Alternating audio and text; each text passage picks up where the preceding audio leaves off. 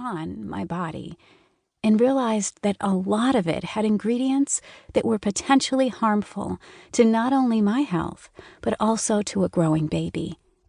So I started to clean up my and my husband's diet and lifestyle even more. And eventually we had our second daughter. I wanted to write this book because I want to share what I learned and know, both as a scientist who studies nutrition and as a woman who has gone through the struggles, frustrations, setbacks, and ultimate joy that can sometimes come when you want to get pregnant. Of all the things I learned, one thing stands out.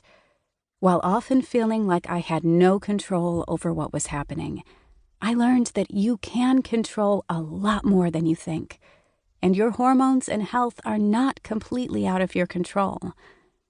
The scary part was that many of the everyday things, like what we eat, we meaning you and your partner, can have a significant impact on our health and our ability to have a baby. There are tons of new research studies, which I will get into in later chapters, linking ingredients in certain foods to infertility. For example, did you know that seemingly harmless food additives like artificial sweeteners can decrease oocyte, a fancy term for an immature egg cell, quality in women? And preclinical studies suggest monosodium glutamate, MSG, may negatively impact sperm counts in men. Artificial sweeteners are everywhere, in diet sodas, flavored waters, and low-calorie or low-sugar foods. And we put them into our tea and coffee when we're trying to be healthy and avoid sugar. You are probably familiar with MSG, the flavor enhancer that is typically found in Chinese food, but is also often found in processed meats and some canned veggies and soups. It gives food a savory, salty flavor, often referred to as umami. Although both are generally recognized as safe by the U.S. Food and Drug Administration, FDA, there is an abundance of research to show that perhaps this is not necessarily the case if you are trying to get pregnant. And it isn't just food additives that we need to be concerned about. Even some foods that are considered healthy can be detrimental to fertility or pregnancy. For example, everyone loves the superfood flax, right? While it has powerful antioxidant properties and other health benefits, flaxseed oil can alter progesterone and estrogen ratios, which can be bad for trying to make a baby. Also, it isn't just the things we eat, but also the things that come in contact with our food, like plastic bags and the packaging around food products that can impact fertility.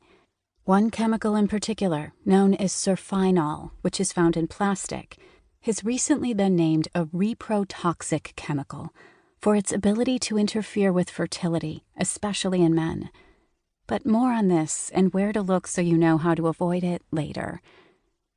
So you are probably wondering, if all of these things are bad for us and for baby, why the heck are they allowed to be in our food supply? The answer is complicated. When the science is mixed, or when there aren't a lot of studies out there to suggest something is not safe, we often assume something is safe. I know that sounds ridiculous, but that is how it works. The concept of being innocent until proven guilty applies to food chemicals, additives, and ingredients, just like it does to suspected criminals. Sometimes these questionable ingredients are cheap and save companies money, so companies opt to use them for economic reasons.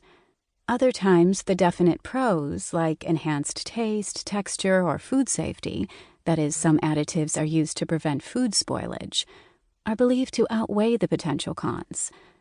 It's a complicated political battle that involves stakeholders from the food industry and the government, and it is frustrating for health experts and consumers alike. But it isn't all bad news. There are also many studies that show that certain foods can promote fertility in both men and women. In later chapters, I will walk you through which foods to avoid and which to eat more of to help boost your fertility. Making a Baby 101. You might be wondering, why do I have to worry about what I eat to get pregnant? It's just sperm plus egg equals baby, right? Well, in theory, this is true. Science tells us that there is a little more to it, and what you and your partner eat can, in fact, have an impact on how easy